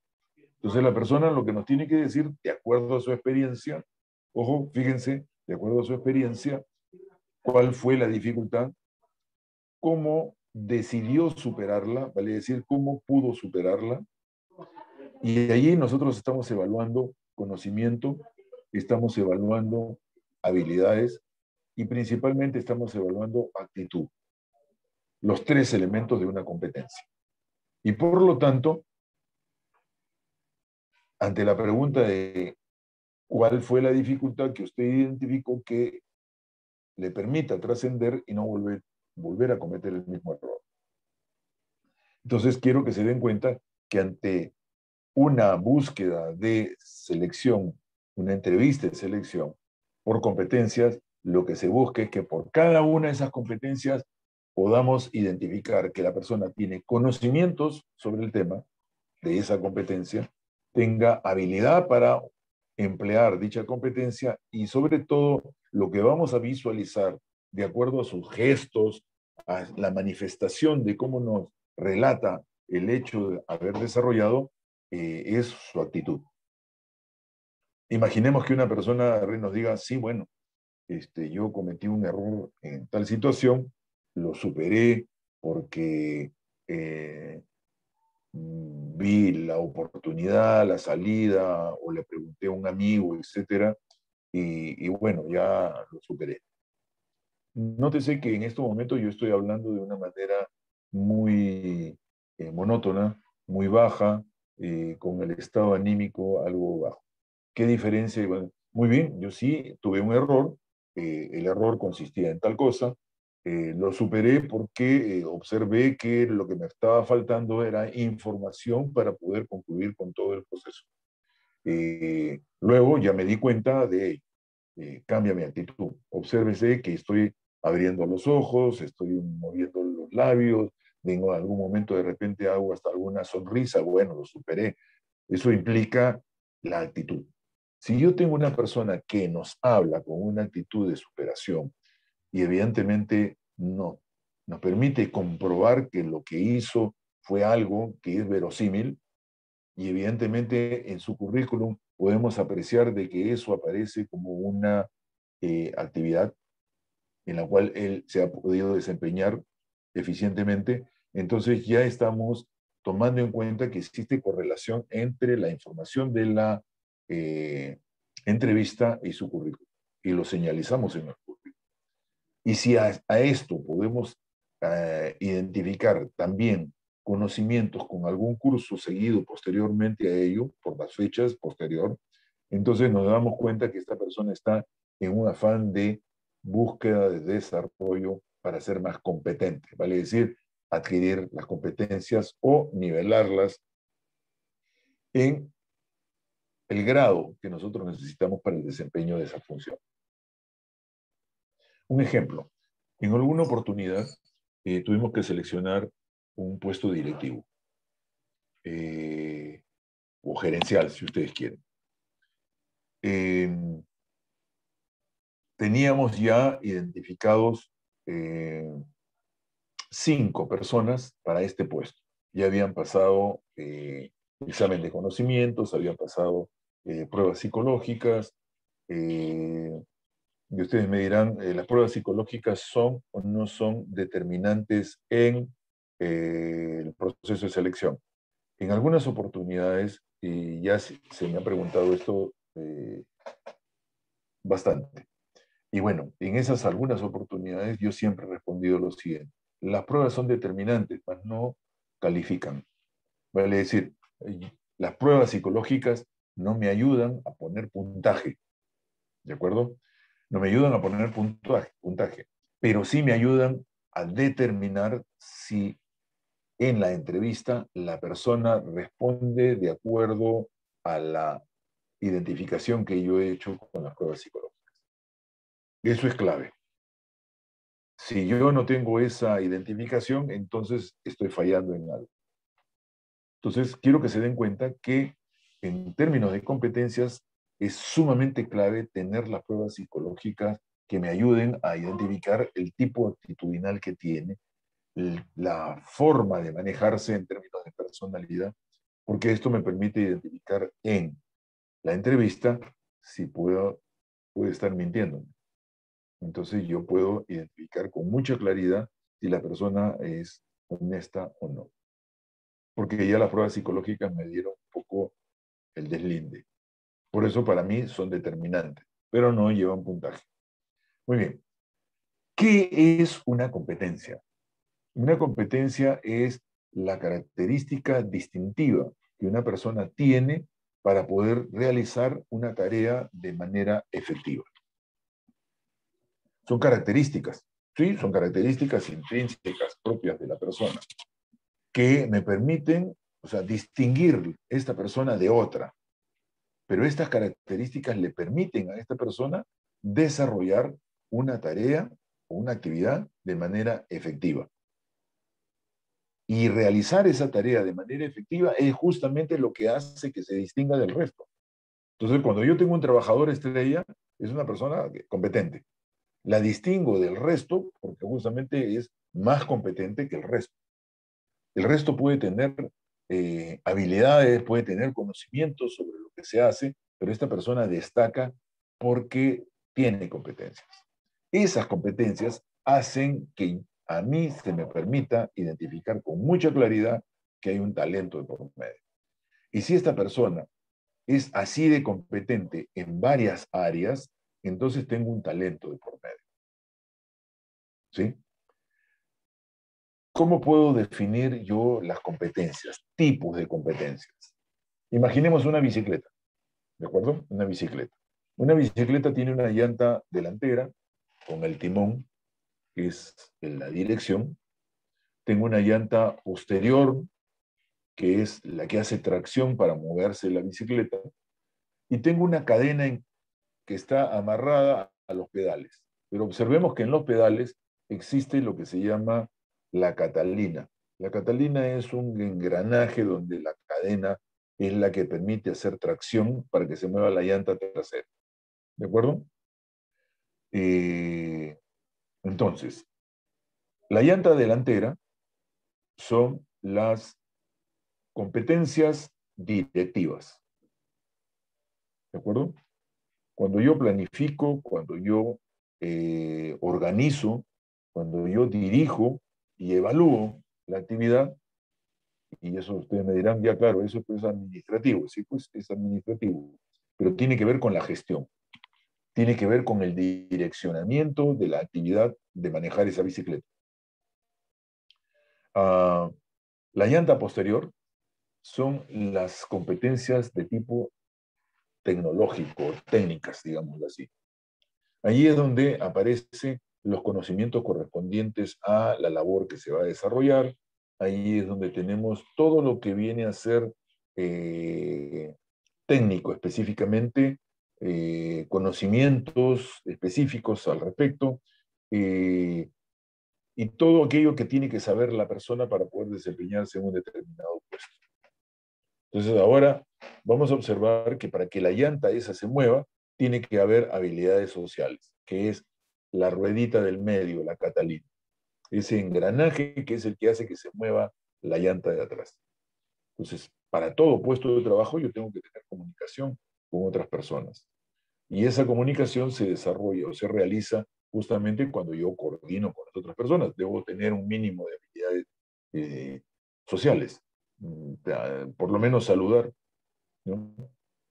Y evidentemente generar, digamos, un ambiente de trabajo.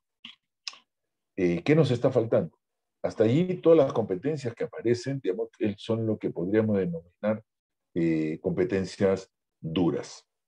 Son competencias, muchos dicen técnicas, pero las técnicas se refieren básicamente a la parte de atrás, la llanta de atrás. La llanta de adelante son competencias de dirección y la llanta del medio son habilidades sociales, competencias sociales, ¿no? Estas tres que configuran la parte física de la bicicleta son las habilidades duras, las competencias duras. Nos faltan las competencias blandas. Claro, nos falta el que maneja la bicicleta. El que maneja la bicicleta tiene competencias blandas, que tiene que ver con sus actitudes, tiene que ver con sus habilidades, pero principalmente tiene que ver con su formación interna, con su carácter, con su personalidad. Tiene que ver con sus valores, tiene que ver con sus actitudes, su manera de responder. No estamos hablando de habilidades sociales, estamos hablando de aquello que está dentro, sus juicios y prejuicios, sus emociones, tenemos que ver sobre sus actitudes y principalmente su manera de pensar. Entonces estamos refiriéndonos a habilidades o competencias blandas. Son más difíciles de manejar dentro de una institución y requieren de algún mayor tiempo para poder desarrollar, digamos, las actividades. Entonces nos observamos que existen, ahora sí, eh, competencias blandas, competencias duras. Y en todo proceso de selección, casi siempre están orientados a las competencias duras, pocas veces están orientados a las competencias blandas. En esta época, en este siglo, ya se están orientando a las competencias blandas porque requerimos de personas con mayor integridad. Muy bien, hemos llegado casi al final, apenas tenemos un minuto. Los organigramas que les pedí el día de ayer y las respuestas me las envían a el correo de la escuela y ya el correo de la escuela me los alcanzará con sus nombres, por favor, para poder ir tomando en cuenta en la evaluación que voy a realizar. Y seguidamente les hice una pregunta, tres preguntas para hacer el intermedio y ustedes me las envían también las respuestas a la escuela. Eh, Creo que eso es todo por ahora y ustedes me dirán si hay alguna pregunta o no. Ustedes, por favor, indíquenme al respecto. Conmigo ya hemos terminado. Muchísimas gracias. Eh, Janet, si me estás escuchando, creo que ya hemos concluido, creo que te devuelvo la anfitrionidad del salón. ¿Listo?